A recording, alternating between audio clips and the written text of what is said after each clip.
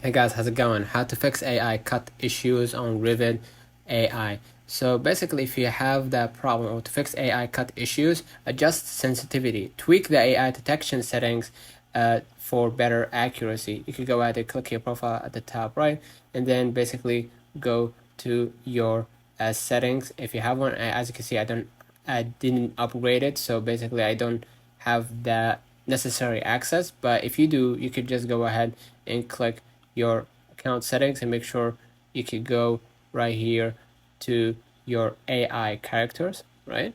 So you can choose your present, sketch, or Pixar, or whatever it might be, so you can fix the problem, right? And manually review, inspect the timeline, and refine problematic cuts manually. So go ahead to any scene, right? Select any footage or clips or photos or images for that matter, and then make sure that you remove or edit them or place them however you want it. Okay. Make sure that you update the refine or revive AI. If you have the app on your phone, make sure to update it to the latest version through your App Store or Google Play. In my case, I'm using a website, so I don't need to basically save or add or update. I could just refresh and see if there is any new update.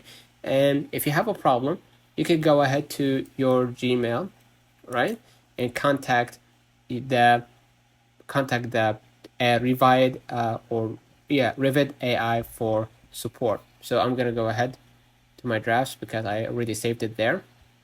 Okay, I'm gonna wait for a few moments, and I'm gonna click my draft. And here you're gonna see support at Revid.ai, and just explain your problem. Right? If you have a AI